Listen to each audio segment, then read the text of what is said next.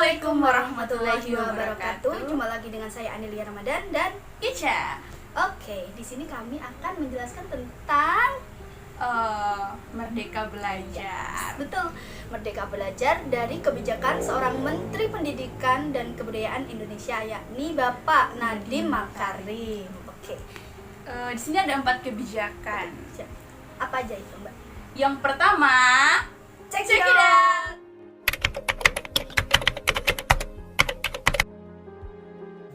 Bagaimana pendapat kamu tentang perubahan UN ini? Pendapat saya tentang perubahan UN diganti dengan asesmen dan survei karakter, menurut saya itu sangat bagus. Saya sangat mendukung dan mengapresiasi kebijakan tersebut karena dengan mengganti dengan kebijakan tersebut itu akan membuat siswa lebih berkarakter, lebih baik dan dijamin kepribadiannya seperti itu. Gitu. Kalau menurut Mbak sendiri seperti apa?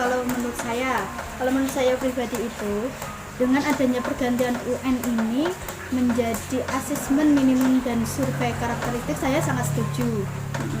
Karena apa? Karena di situ penilaian tidak ditekankan pada nilai UN saja, melainkan juga pada pola pikir nalar siswa dan karakteristik siswa sendiri. Nah, kenapa hal ini dirubah menjadi seperti itu? Karena supaya dapat membangun kemajuan belajar siswa dan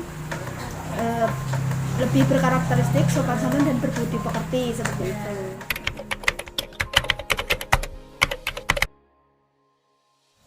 Bagaimana pendapat Anda tentang USBN itu sendiri?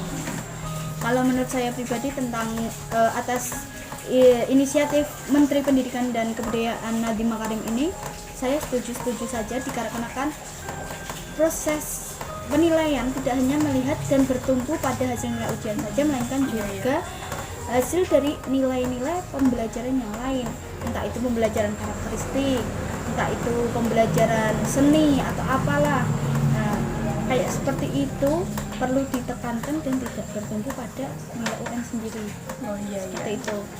Kalau menurut kamu sendiri bagaimana? Kalau menurut saya tentang perubahan USBN sekolah berstandar nasional itu saya sangat apresiasi karena dengan ujian sekolah berstandar nasional sama-sama pihak sekolah maupun pihak siswa sama-sama diuntungkan. Karena apa? Karena pihak sekolah bisa mengetahui tingkat kemampuan siswanya seperti itu. Berarti bisa diukur dari melihat hal itu ya? Ya. Oh, begitu. Bagaimana dengan kebijakan RPP sendiri? Menurut saya pribadi kebijakan RPP itu sangat membantu guru karena akan memudahkan guru dalam pembuatan RPP dan Juga dalam proses pembelajarannya.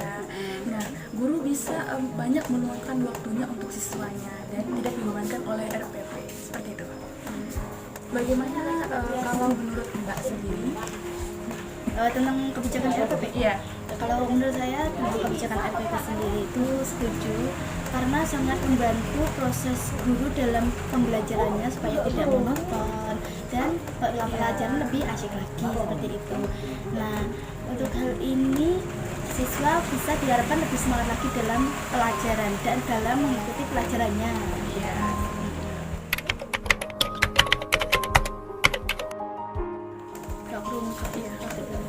Bagaimana kalau kebijakan tentang PPDB? Iya.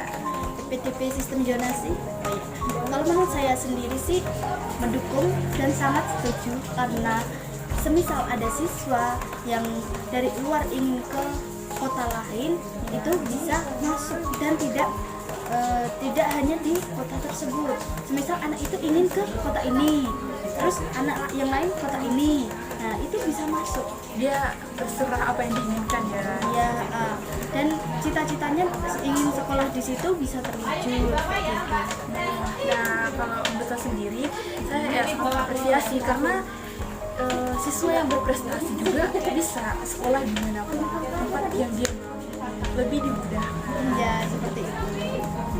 Jadi sangat mendukung sekali ya kita ini. Iya, sangat mendukung kebijakan. Berarti dari semua kebijakan yang diinisiatif oleh Bapak Nadiem Makarim ini kita setuju semua ya? Iya. Iya, sangat setuju semua.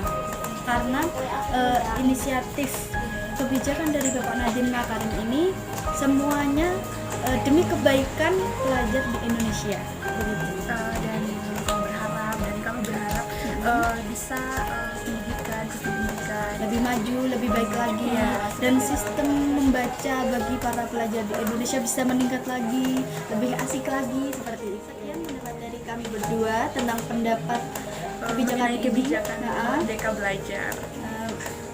Kalau ada salahnya kami mohon maaf, dan kurang lebihnya